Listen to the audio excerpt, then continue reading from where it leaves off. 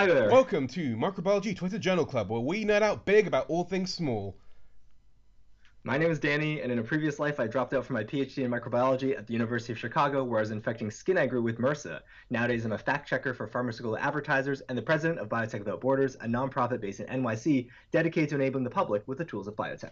My name is Faz, and I have a PhD in microbiology, and I've mostly worked on bacteria, but I've also worked in other industries. I've worked as a research integrity specialist, and currently I'm working as an editor for a science journal.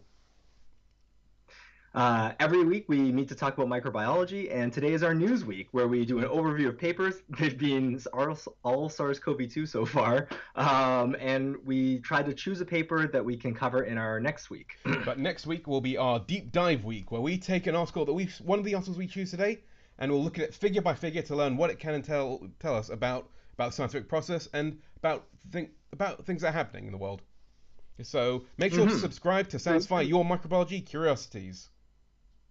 And you can follow along with any of the papers that we discuss on either week in our shared Zotero library linked in the doobly-doo below. And we want to hear from you, so please use the comments or tweet us using the microTWJC hashtag, which is in this corner. Yep. Yeah. Perfect. So this week we've got like a mix of stuff, but lots of it seems to be good news. Yeah, absolutely. It's been a year almost since we've gone into lockdown, at least here in New York City. I think it was like the 13th or something, like mid-March. So we're coming up on a year of this sort of tumultuous time. Oh, yeah. I remember this time last year, I was flinching every time someone coughed near me, and I asked people work, okay, can I just like work from home? And they're like, yeah, sure, you can work Yeah. from. So this was about the time when I went into the voluntary lockdown, and Oh, nice. Yeah. so Probably for the best. That was very wise of you. You were tapped into the news I early. was very paranoid. Mhm. Because at this point, I had not been paying attention to COVID news at all. It completely floored me. I was part of the thing like, oh, it's a new thing. It probably won't be that big. And then it hit Italy, and I was like, actually, this looks pretty bad. Um, Yeah, yeah. I mean, I think if anyone remembers that early messaging, for my bubble, media bubble at least, there was a lot of stuff about comparing it to the flu, and I remember thinking like, okay, I guess it's not so bad. Like, it's just like kind of like a flu-like thing. Maybe it'll just like burn itself out or something. And that was certainly not the case. yeah, and in my media, well, I was kind of ignoring microbiology news because I was working in like almost a different industry at the time. So I was like, okay, I don't need to hear about it too much. And then it started Sure. creeping in, and people asked me, "Well, you got a microbiology degree. What does this mean?" I'm like, "I have no idea. I haven't read anything about this." And so I started reading it, and then push comes to shove, this podcast came into being, and we read. Yeah. I've read more papers about COVID than I've read about pretty much any other disease. I think. I think. I mean, Certainly in recent memory, right? yeah. Because like Uh, you might have read tons of papers over the span of your whole life, but oh yeah. like it's hard to remember details Yeah. unless they're really recent. I mean, I guess compared to my PhD, where read like a whole bunch of papers on like one thing, this is like coming up to that. This is Yeah, yeah, yeah. Which is nice. I've gotten a lot of benefit, I think, from reading it. It's calmed me somewhat. yeah, yeah. I'm mostly going, wow, science has gotten so much more interesting since I started being a part of it. Like all these new things, it's amazing.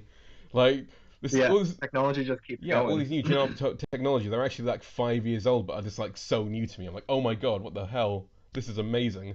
Uh, Like even last week, single cell RNA sequencing, that's been around for a few years, but for me, it's like completely new. Hmm. Hmm. So yeah. Um, so speaking out of Yeah. So, being anyways, you're saying some good news yeah, for first. speaking about being an old man and being out of touch, I've got vaccinating against COVID-19 saves both most lives and most years of life. So this is a modeling paper. They calculated the expected life saved per person vaccinated. So in this case, they taking out like the age of the person vaccinated and that age-related mortality in that group. So basically the idea of okay, how many years would have been lived had this person not caught COVID, and Mm-hmm. so it's interesting in the way that they try to look at because it's a relatively streamlined Yeah, it's a calculation. very short. Yeah, it's a short little modeling thing. At least the text of the paper is. Yeah, it's very theoretical, but it's kind of interesting from the perspective that there has been this argument going on about whether we should vaccinate older people or younger people. I mean, the Mm, argument that like say older people are more vulnerable, so we're saving more lives, but saving younger people, you're yep. saving fewer lives. But the question is, how many years are you saving? Because Yeah, like if I if see. someone's made it, Yeah, it's taking like the amount of time that you'll live afterwards and saying like if we look at this, right, maybe that might normalize things a little bit more. Is yeah. that the And I thought? think this calculation basically figures out, based on this calculation, they say that no matter like how many more lives, that the kind of the mortality rate in older people is so much that even if you do save fewer young lives, this wouldn't make up for that loss. So, uh, Sure. Sure. yeah, I mean, but And I think that I mean, at least in New York City, that is the strategy that I've seen deployed, right? Like it's the older people are being identified first for vaccines, but they've also released vaccines for like some pre-existing yeah, conditions, like essential workers are starting to get added into that list of people that can get vaccinated. yeah, same in the UK. Most of the older people have been vaccinated now, so I know like both my parents have now been vaccinated, so that's like one load off my mind for the moment. Um, Yeah. yeah, Okay, and cool. speaking of vaccination, we've got early effectiveness of COVID-19 vaccination with BNT162b2 mRNA vaccine and Chadoc's adenovirus vector vaccine on symptomatic disease, hospitalisations, and mortality in older adults in England. So that, So that's the Pfizer and the yeah, AstraZeneca that's for right. people. So Because we talk like we're in marketing and we can only recognize the brand names. yeah, it's this again is building off of that. So this is taking data from the UK rollout of the vaccines, and in the UK rollout it focused on vaccinating older people and the most vulnerable groups first.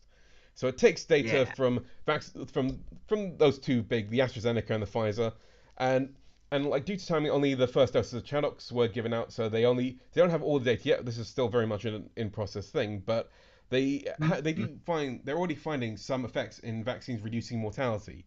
So it's still quite a rough paper. It doesn't necessarily Yeah. and it doesn't show. This Yeah, is this is the beginning of a so-called phase four, yeah, right? Like where you're sort of looking like we have our phase three. We know there's like I mean, quite a good number when those phase threes came out, right? Like a really nice efficacy number, but that still isn't the same as testing it like what is it actually doing out there, right? yeah. Just monitoring how that rollout is going and what impact it's having.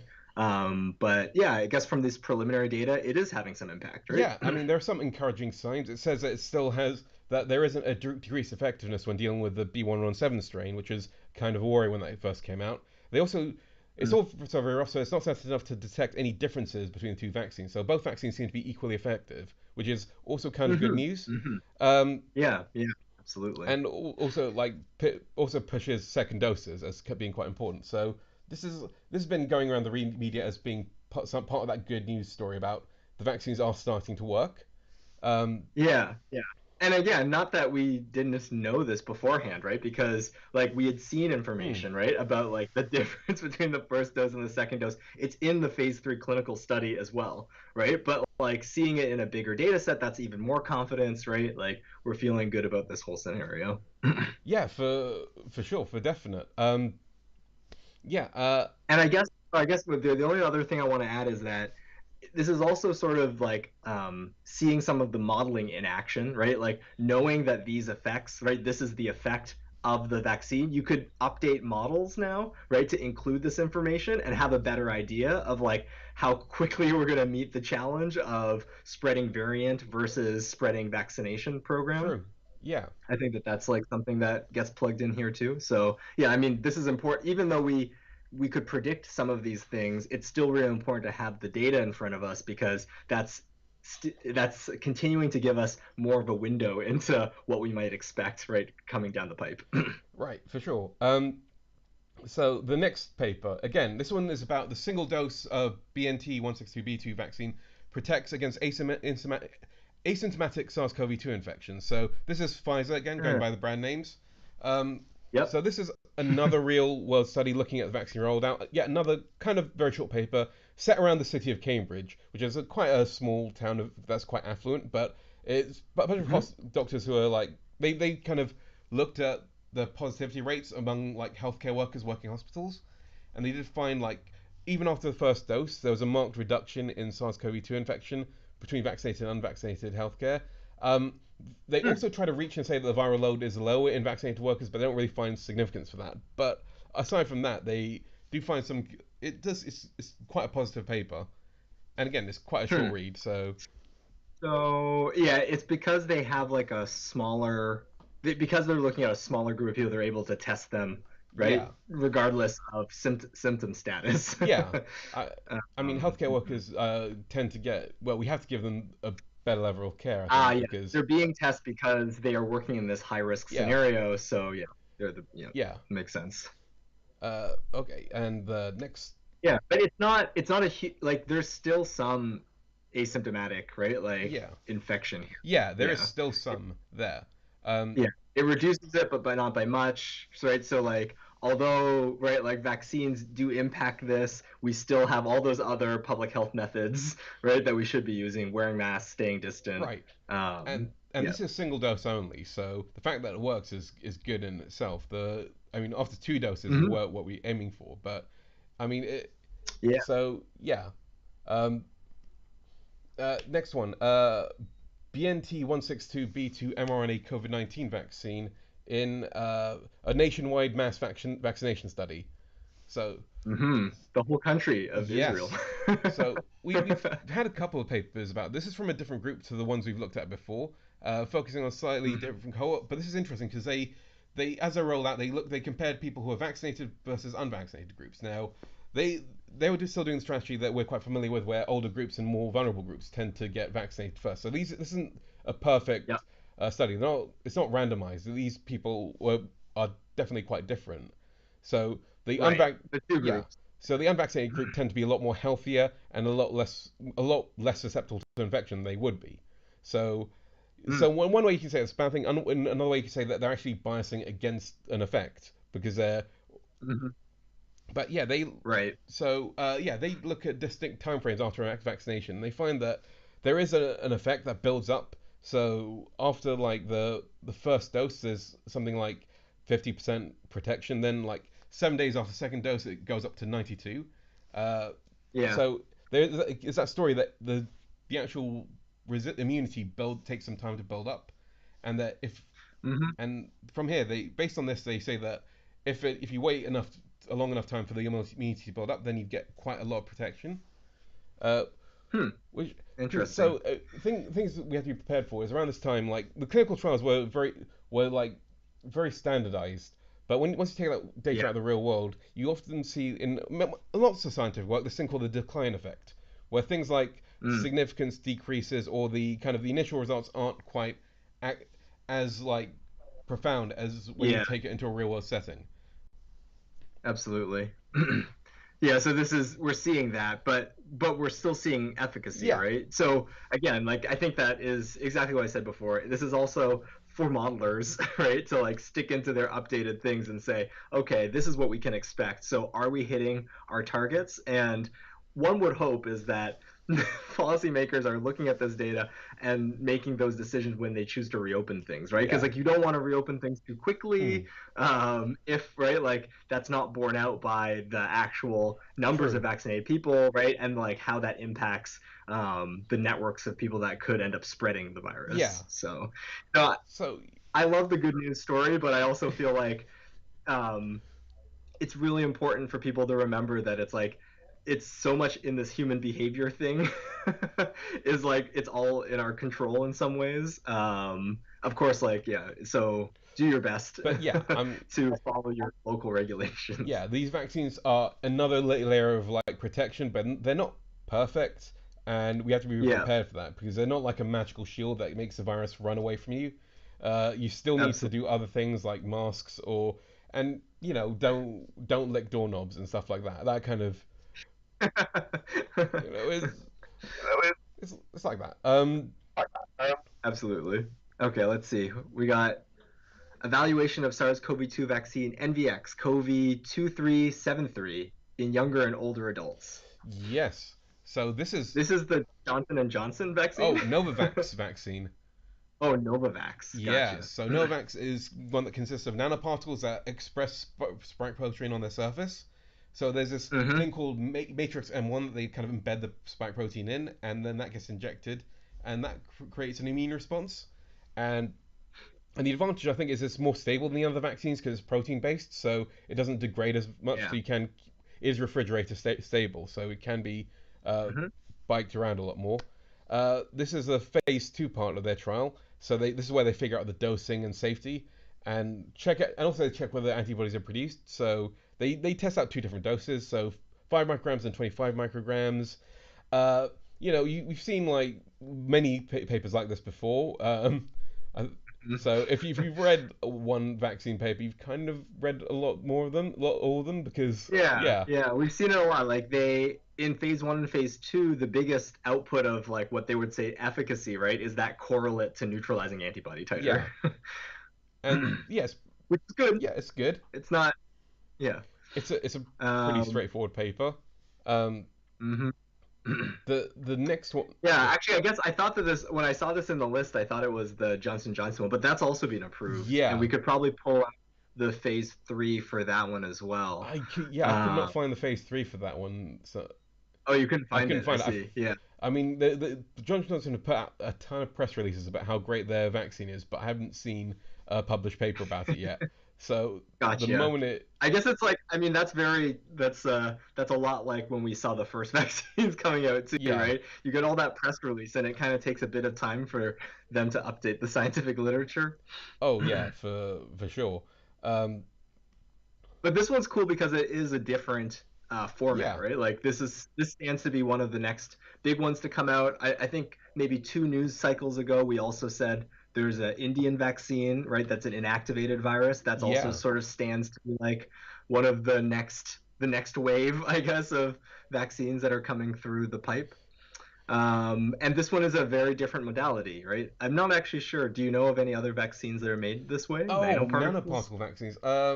Because I mean, I feel like there are various like flu virus vaccines that have like that have the glycoproteins and kind of this is Yeah, subunit yeah, subunit vaccines. This is kind of like subunit vaccines, but they put them in a slightly different yeah, modality.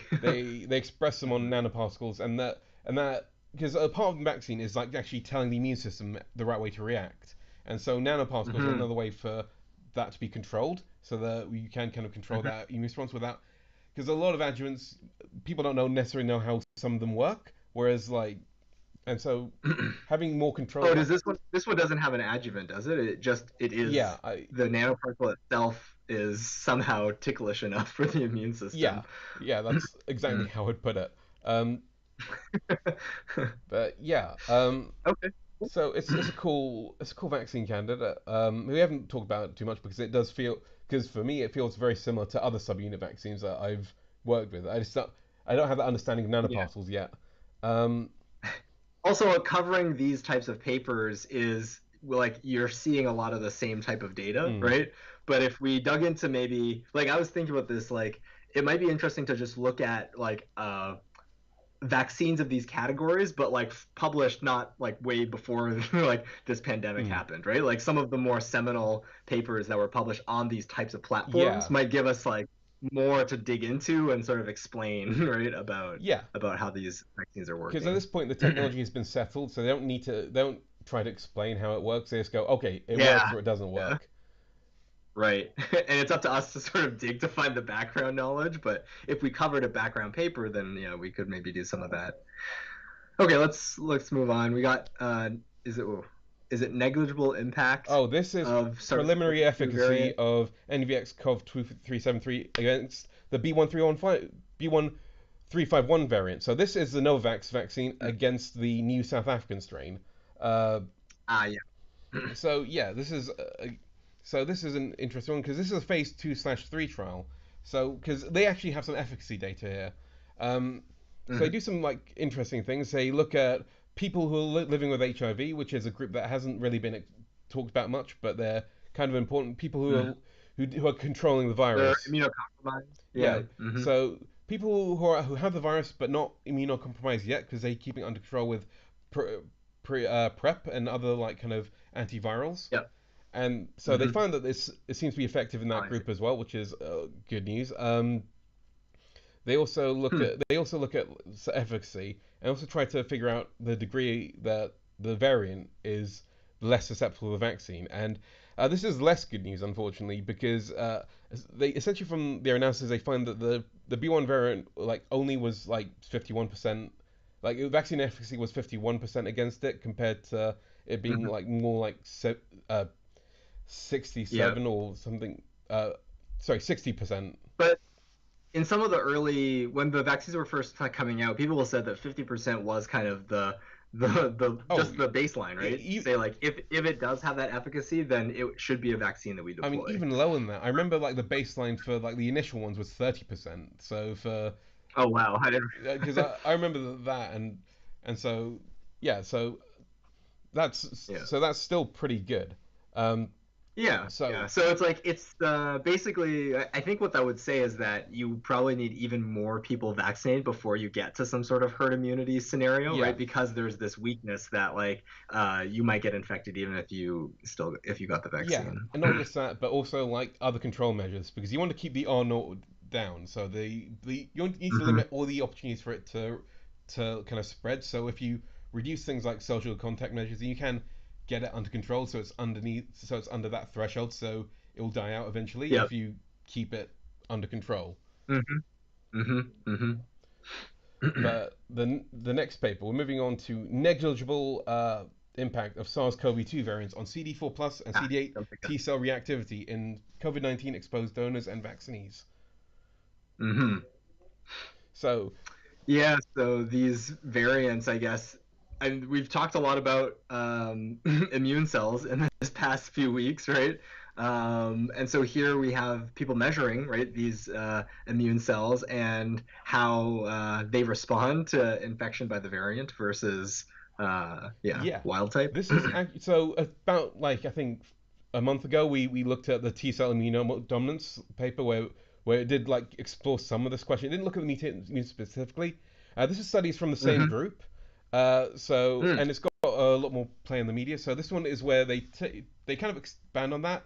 So they look at that last paper they're looking at all the epitopes, all the things that the T cells react to, and then they Yeah, looked at this one. They created an entirely new panel of mutations, and they threw them at the T cells to see whether it still could create a response. yeah. And what they found was that there wasn't any difference between the responses it generated. So in terms of like if you compared to like say dose, the original version of SARS-CoV-2 and the new versions, the T cells couldn't really recognize Hmm. the difference. They both reacted to them in the same way, which is good news. It means that the T cells aren't being affected by these mutations in the same way. Um, Yeah. it is, And this is the panel. This is like right. They're making a reagent, right? A peptide pool, yeah, and the peptide pool is what they can vary, right? Because we have an idea, right? In the mutant strains, they're going to have different peptides, so we can change the peptides in the pool, right? And then apply those same techniques from the immunodominance study. Yep, they use AIM. AIM. They use AIM again. They use fluorospot. And I mean, the interesting thing about the study I found was the way they're trying to because this is approaching things from a different way. Most studies try to like find a difference between something. You have a treatment and you want to see that there's a difference. This one is trying to prove that two things are the same, and so that's Sure. an interesting thing from statistics. So this fallacy called the proving the null hypothesis fallacy that you should probably look up. Where well, I mean, it's Mm, good to look up because it raises questions like if so, how can you prove the null hypothesis? And the answer is that you don't. You create a new hypothesis. So instead of doing testing for differences, you test whether something is significantly similar, which requires almost like a different way of looking at things. So I mean, right. it's so that's the interesting thing of going into this study. But yeah, When we say interesting, you actually mean like that's like actually a like a potential like thing that you should be skeptical about moving I mean, into I it. feel like yes and no. I mean, here they so I because one thing that stood out to me was that like they deliberately didn't do post tests to kind of improve the chance of them having Mm, like an error of finding significance because actually that would mean that'd be a higher chance of their initial hypothesis being disproved, which is an interesting way to approach gotcha. it. But I mean, Yeah. Huh. I don't because at the moment I don't know whether there's an agreed on test to test for significant similarities. Um, Yeah. the basic guidance I got from like GraphPad Prism like 5 years ago was, oh, if the confidence intervals were the same, then they're probably similar. Like if the Uh-huh. variation doesn't like overlaps like very tightly, then yeah, they're probably the same. And I'm like, that is that good enough? I don't know because I'm not a Yeah. statistician. It feels right because But it does also beg the question of like maybe there could be a way of designing that experiment that like could help, right, to show a difference instead of showing the similarity.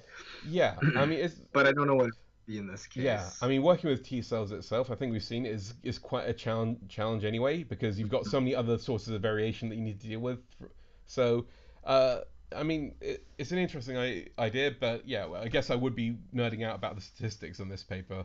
Um, But I do want to just say that this actually fits really interestingly into the story. I mean, just I just browsed it and listened to what you just said, and like I'm already thinking it does actually fit into the story, right? Of how are we understanding the mm, variants, right? In terms of when they can infect someone, right? What is lacking in their immunity, mm, right? Like we know we've seen these antibody titer things. That's the biggest, that's the most data we've seen, I yeah, think, like concerning the variants, right? Like, oh, convalescent serum doesn't neutralize it that well, right? But as we've said many times, like that's only one part of the immune system, right? And then here is a little bit of evidence saying, well, maybe this part of the immune system is going to still react the same way, right? So what is the correct immune response for SARS-CoV-2? I think that that's the big question that is on everyone's mind, and different angles are being taken to sort of to try to illuminate that for people. yeah. I mean, I guess if you want, I mean, if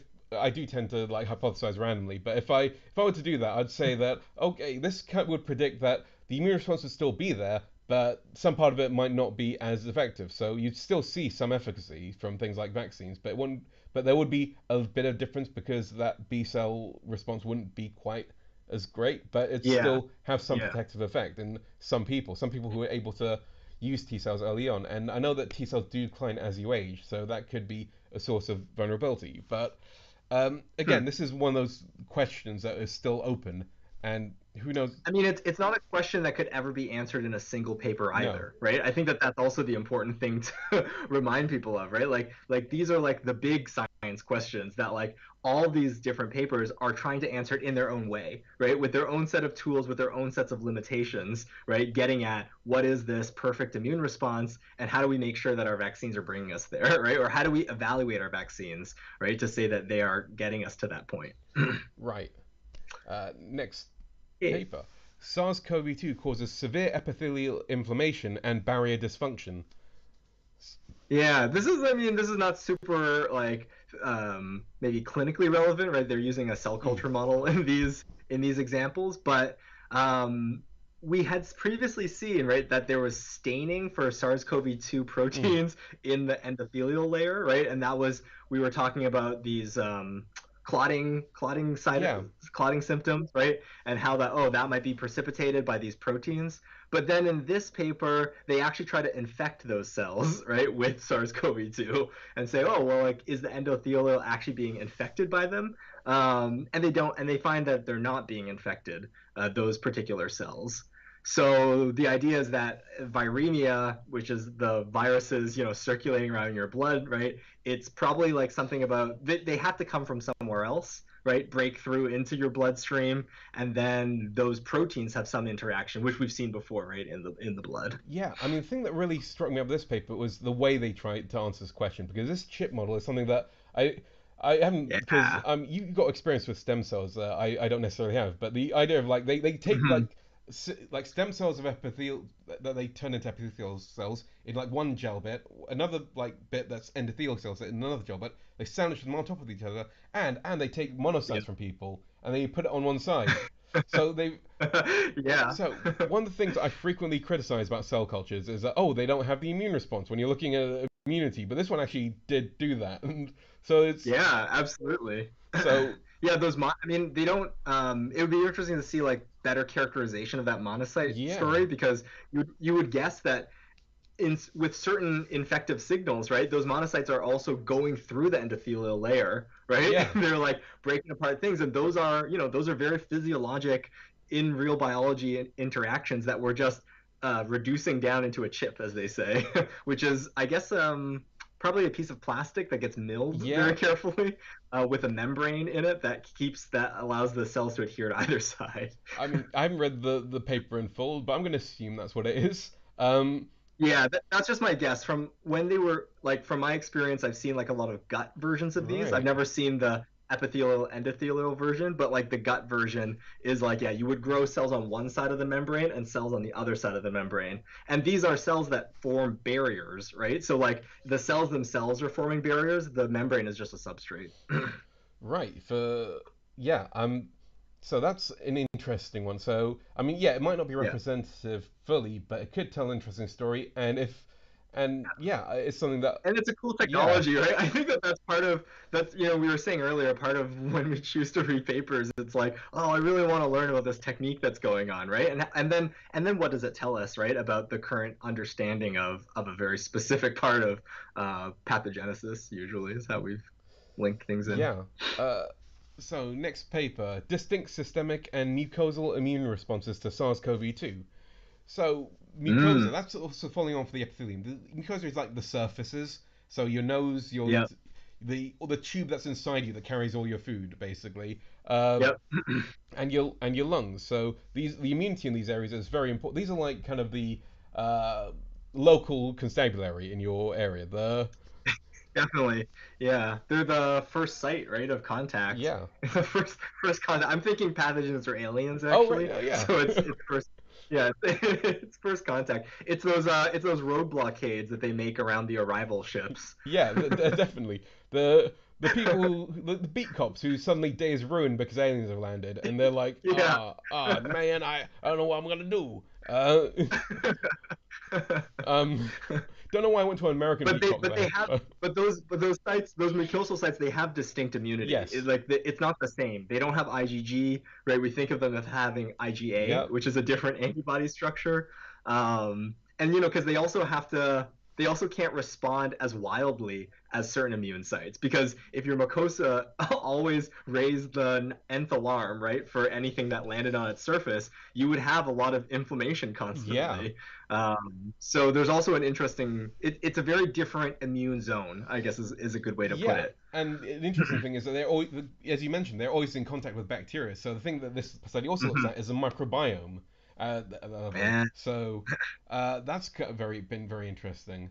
And speaking of like other bacteria, the next paper delves into that in a bit more, like with uh, respiratory microbial co-infection with SARS-CoV-2. Um, Hmm. So an actual overview of what are the things that, when you get inflammation, that's a very non-specific event, right? And all that liquid moving into a space, it can wash things down. It can be a zone where things can grow. yeah, The immune system's like all crazy and doesn't know what's going on. So you get co-infections at some level. It's well known, right? With yeah, respiratory yeah. disease, you get You get co-infections. like there's like Um, opportunistic infections because you've got a diverse microbiome of things that can suddenly take advantage of it. So like lots of people have mhm. staff that's there just chilling in your nose and not really Yep, doing much. But then if you get the flu or something, suddenly it can take advantage of the fact your immune system's distracted and cause a ruckus. So I absolutely, recall reading that absolutely. night. Yeah, Yeah, so here we're actually going to go through, I guess, a lot of different SARS-CoV-2 cases and figuring out what is their co-infection. Are there other organisms contributing to the pathogenesis here? yeah. I guess not pathogenesis, just the symptoms, right? Or the particular disease in these I mean, patients. it's very interesting because I remember like the 1918 influenza outbreak. There was a lot of like co-infections that were responsible for mortality. So it'd be Hmm. quite interesting to see what the effect is. I mean, so the main difference between this study and the other study is this one looks at. See, the other previous study looked at 16 sRNA, so that's pretty much all bacteria, whereas this study looks Yeah. at for specific viruses and other pathogens. So that's what was quite interesting about this one. So in the previous study, did they, is that like a mechanistic thing or no? They're No, just surveying so people. both these studies use nose swabs, and then they take like the DNA off of those nose swabs and figure out what's in them. Gotcha, gotcha. Yeah, so they're both just overviews of what is happening out Yeah, there. not much mechanistic Yeah. going on. Just to let you know. Oh, by the way, look out! Have you heard about these other microbes out there? Yeah, other things that could infect you. Yeah, Well, so what's the difference though between why they say that they're looking at distinct immunes? I see they do like flow cytometry or something to figure out. I'm thinking about the last paper right. Yeah, now. okay. because the title of it said more than this, right? Like to me, I'm like, okay, this paper is just like this survey, but the previous paper must go a little bit deeper than just what else is going, right? It has some flow Yeah, cytometry, it looks so like. because yeah, this paper looks into like things like cytokines, and I think they look into the cell Oh, because cytokine. they're looking Yeah, at the immune response as well. So it's not just the right, microbial response. They're doing a more holistic thing at mucosal immunity. They right. because I think this one this paper like recognizes that the actual bacteria that we coexist with can contribute to our immunity to certain things. Mm-hmm. So Mm-hmm. which Mm-hmm. is again Yeah. quite a fascinating idea. Um, but yeah. Let's push on. Yep, let's push on to the next paper, which is, a, yeah, a very, yeah, this one caught my It eye. was single cell Single cell, meta-analysis. yeah, single cell meta-analysis of SARS-CoV-2 entry genes across tissues and demographics. So, a meta-analysis is where it's basically a fancy way of saying that these researchers have read other papers and then putting them all together. But Mm-hmm. except in this case, Mm-hmm. they're taking the data collected in a bunch of other literature and putting them together. So usually these are Yeah. used as part of systematic reviews or other ways of measuring evidence. But this one takes data from 100 different RNA sequencing studies in 228 individuals, and it aims to A look lot of stuff. and it aims to look at ACE2 and TMPRSS2. And I think this is also putting together single cell RNA studies, which is Yeah, I think that that's what they're pulling upon. So that means that they can try to figure out the cell types in all these different studies, yeah. right, that are expressing the combination of things that we know are susceptible to SARS-CoV-2. Yeah, I mean, we looked at a single cell RNA study last week, and I feel like Hmm. it's a good thing to like revisit those because there is so much data there, and I feel like this is like something we should expect that people go back Yeah, to previous data and put it together. yeah. I mean, we talked about it in the right, in the deep dive that we covered Yeah, last week, very much so that like the real achievement of some of these studies, right, is the fact that they were able to apply this consistent experimental design and get this very rich data set. And then what comes out of that is actually a lot more work and maybe the work of many other researchers, such as these guys, right, that are then going to take what that data set and try to make sense of it in context with other data or other hypotheses.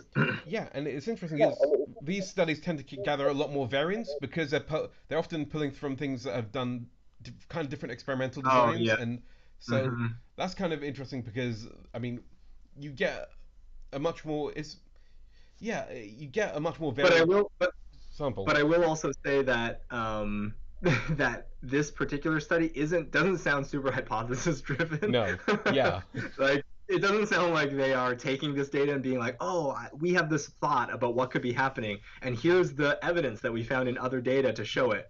This is more like, look at all the data that we were able to wrangle together into a single table, right? And then once again, let's describe it to you. so yeah, um, why read like 107 papers when you can read one? I mean, this is exactly. Yeah, this is the omnibus, the trade paperback version. Okay. okay.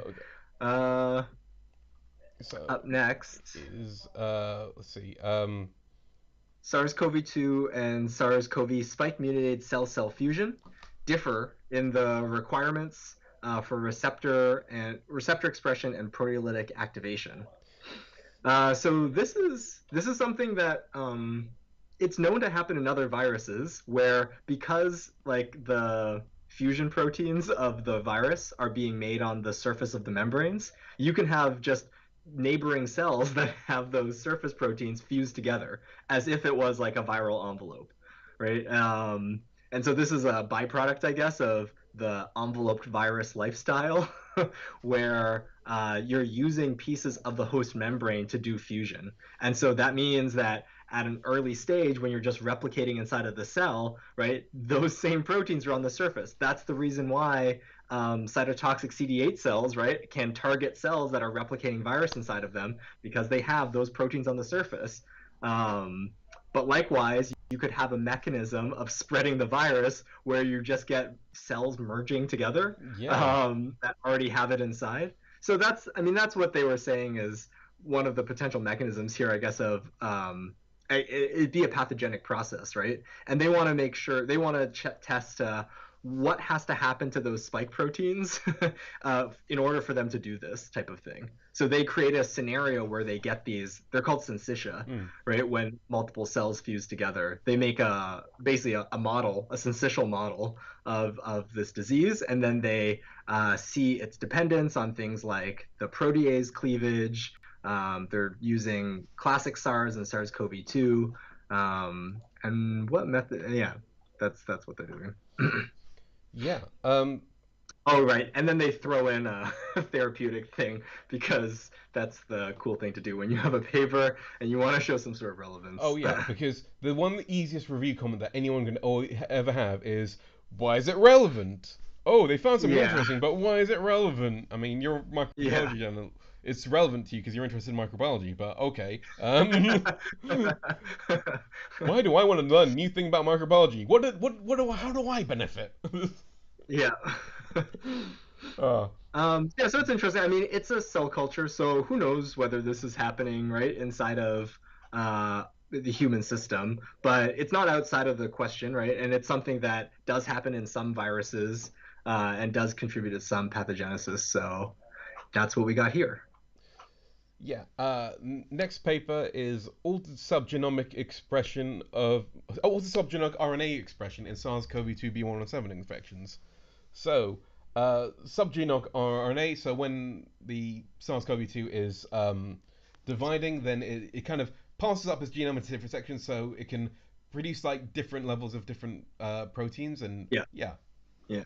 It like I think for people who are following on who know this whole central dogma thing, right? Like mRNA, right? We know this virus is just mm, mRNA, essentially. It's RNA, positive sense RNA. So you would think that it could just make itself from its genome, like oh, just make all the proteins. It's all there. But they actually do a bit more of a. I think we've had a picture of this before, right? I think when we were, oh, I don't remember it was, but like I'm closing my eyes, I can envision it. It's like you can see the whole genome, and then you see like multiple lines underneath it, right, that have more copies of different pieces. oh yeah, Uh, we definitely had that picture up in our immunodominance episode because then we're mm, looking at epitopes that cut up the genome into smaller parts, and with the yes, that's right, that's so right. And some of those epitopes come from more prevalent regions, right, that yeah, you could correlate back to yeah how many subgenomics. yeah. Okay, So so this variant has a different subgenomic profile. yeah, so that's kind of odd. The idea was that so yeah, they look at like how so they looked at nasal swabs and tested for like the presence of each like RNase fragment, and they found like some things like Mhm, the overexpression of ORF9b, which is something that we haven't really talked mhm. about. Because whenever we talk Yeah. about these variants, we focus very much on the spike protein, but there's all sorts of other stuff going on underneath the hood that we don't know. Yeah. And I mean, we have a long list of backlog papers that are about the different ORFs, right? Like yeah, so, and they're all immunomodulatory, right? We briefly touched on it, I think, when we were talking about how SARS-CoV-2 changes splicing and translation, right? That was contributions from the numbered ORFs. yes, Yeah, actually, this is really interesting. I find this a fascinating paper because I think it brings to light something that people may not have been thinking about when they think about mutations, right? They may think, oh, mutations means the proteins are different, mm, right? Means the things that we see in the virus are just different things, right? Like they have different functions, they can touch different things, they can avoid, right? I mean, that's what we're all fearing. They can avoid, right, the antibodies that we make against them. But another reason for mutations is at the level of the DNA, right? Or sorry, the RNA in this case, right?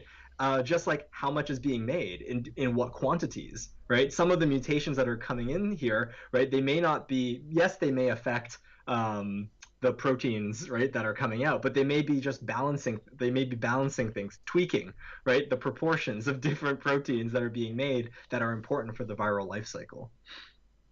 yeah, yeah. Can't really add more to that because I mean there is all because the mutations we focus on aren't necessarily the mutations that are important. I mean with B107 there was this thing about it replicating more in certain cells, but spike protein doesn't really Mm-hmm. have a function in replication. So Yeah, right, right. so It must be something else there. yeah, exactly. Anyway, next paper is genome sequencing of sewage detects regionally prevalent SARS-CoV-2 variants. Yeah, I don't think we ever really talked about this subject, but it's been in the news a couple times, right? That like researchers can find SARS-CoV-2 genomes inside of sewage, and that could be some sort of monitoring technique, right? Where it's like it's basically doing a pooled a pooled analysis of everybody who poops in the same pipes.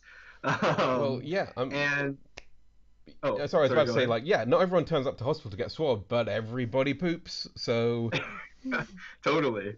And in this one, they actually go a bit deeper than that, and they say they can determine what variants are present in a population by looking at this collected RNA material. yeah, so yeah, this is quite an interesting study for that, because yeah, because yeah, I don't think there's really much more I can say because they do correlate it to like stuff that turns up in hospitals. I think they look around for other viruses as well. So there's a lot Yeah. of like kind of power in this technique in terms of surveillance. I mean, I Hmm. know that like there are people talking about smart toilets, which are basically like laboratories in your house that will test for all the stuff that's in your poop. Um, Yeah. yeah, I mean, I've seen I think both I've seen are a joke version of that commercial like that was done by a comedy group, but then I've also seen a serious version of that commercial that is done by like a startup company. yeah, no, Yeah, no. I've definitely heard someone like pitch that idea to me as if it was like the most newest amazing idea, and I'm like, there's at least like a number of companies doing that. It's just Yeah. really, really expensive at the moment. But Yeah. yeah, But yeah, DNA is probably one of the ways, just because you can recover nucleic acids in a lot of circumstances, that they have those sequences in them. It has a potential to be something good for surveillance, for viral surveillance, I I think. mean, it'd be interesting to see Uh, the thresholds because RNA does decline quite. Isn't quite as stable, so it'd be yep, because this is something that very much would is something you can do. Kind of have to do a lot of testing to get enough sample. I feel. Um, absolutely, absolutely. um, but yeah, there's that. Next paper is okay. This is an interesting one. So development of a plant-produced recombinant ACE2 FC fusion protein Yeah. as a potential therapeutic agent against SARS-CoV-2. So this is actually maybe piggybacking off of the ACE2 decoy Hmm. video that we had a while back, right? We were talking about a potential therapeutic is to just flood your body with all these ACE2 lookalikes, right? And if the virus binds those ACE2 lookalikes, they're not getting into cells. They're essentially being like sequestered. Hmm. And they put the FC fusion here, which is that part of the antibody, right, that our body recognizes to say, oh, and then your body just like hoovers all up those clumps of viruses. And making it in plants is something that I think people have always had this thought, like plant biotech, right, is like a big thing. It's a place that we grow crops already, so why not grow crops of our important biomolecules? So this is a down that line. This group wants to prove the robustness of their particular crop and their particular approach to creating therapeutics with a relevant one, an Yeah. ACE2 FC fusion. Yeah, I think the argument that could be had here is that there is an uneven distribution of the kind of manufacturing capacity for all these proteins. And the idea is Mm-hmm. that using this thing called plant molecular farming, I guess, is that you can scale it Yep. up very quickly because once you have like a plant that you can grow, you can manufacture this protein in all sorts of places. I mean, that's the idea Yeah. behind it, but it really depends on how you purify the protein from the plants and how scalable that purification is. So it's not just about Totally. creating the crops, it's also pulling out what you want from the crops for it to work. So that's an Yeah, interesting. that's an amazing, that's a very, very good point. And that's not something that they're addressing here because this is more the look at this cool application, not like here's a piece of important, this is how we're going to translate it. This happens in science all the Mm, time, right? Like there's a disconnect between the science that is going to translate, right? Like move your discovery into the wider world and just like showing that it can work in the bed in a lab. yeah, this is like the kind of research I refer to as it's the next best thing, and it'll always be the next best thing. It'll Mm-hmm. be like Mm-hmm. Mm-hmm. it's always Mm-hmm. going to be like 5 years until it gets like for until like someone actually figures something out. It'll just be like, yeah, well, this technology will work in 5 years, which is about the time frame of one PhD. So they're waiting for that one magical PhD student who can make their technology work. So But yeah, I wanted to highlight this to our viewers because it is a technology we've talked about before, the ACE2 decoys, and then here's like a kind of fun way of thinking about making it, right, in a plant. yeah, and I think that brings us to the end of our list of Hmm. papers. So we So got to choose. yeah, what would We also have our back catalog, yes, as always. Um, I don't know if we ever explicitly said to people like the folder is called potential in our. It's under selection, and then potential. That sounds like some sort of microbiology term. yes. I mean, if we're microbiology, so any term that we say can become a microbiology term if we want it to, if we believe hard enough. Oh, that's true. Yeah, we can make it happen. We can make fetch happen. Yeah, we can make it happen.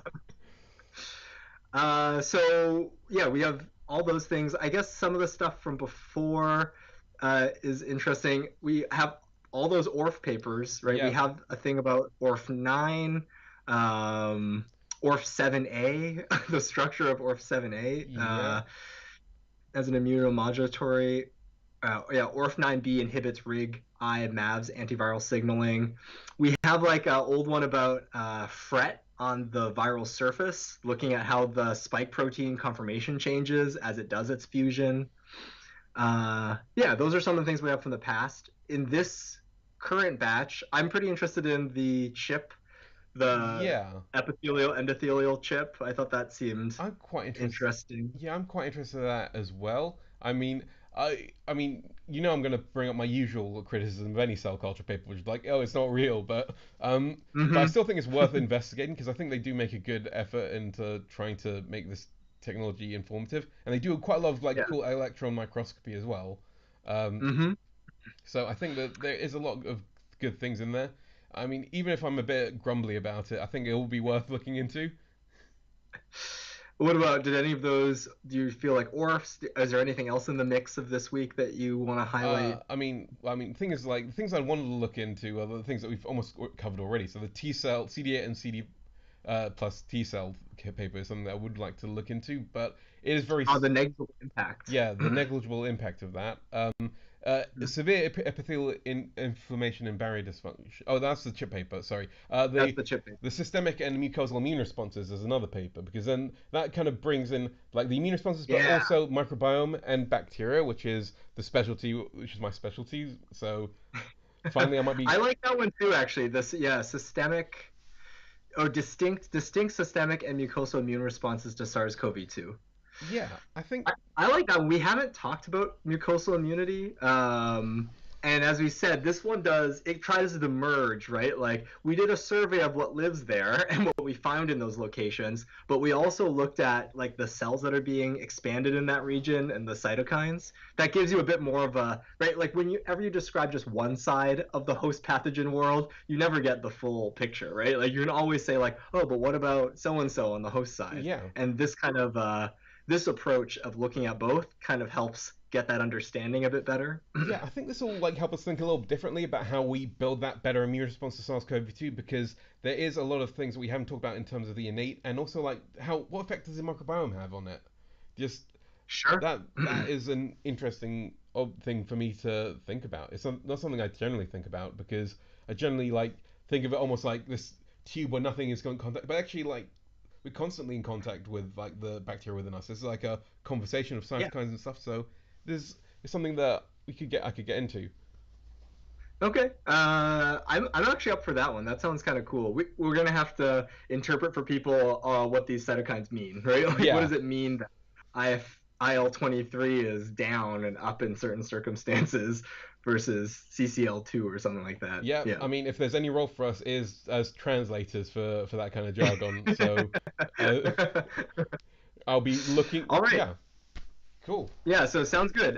Join us next week for our deep dive week, where we will be covering. Oh my God, I lost the title again. Distinct systemic and mucosal immune responses to SARS-CoV-2. Med archive preprints. Yes. Uh, yeah, and we want to remind everyone that while we're very enthusiastic about microbiology and somewhat qualified, it's possible we didn't get everything right. So science is about thinking critically and asking the right questions. So if you have any questions or corrections, please let us know in the comments. I wholeheartedly agree. You can reach out to us over Twitter with the hashtag #MicroTWJC. We all think that peer review is a process that we can all participate in, and we hope you had a good time listening to us ramble and talk about microbiology. Yeah, and you can, and well, let me think. What was I going to say? Yeah, it's been a real pleasure chatting with you. Why did it take so long for me to say that? Sorry. Compliments don't come we easy just to me, we just Danny. don't want to end the stream. We don't want to Don't end want to the end the stream. stream. So it's been a pleasure chatting with you, Danny. Same with you, Fuzz. See So you next week. tune in next week for more microbiology content. Like, subscribe. See you next week.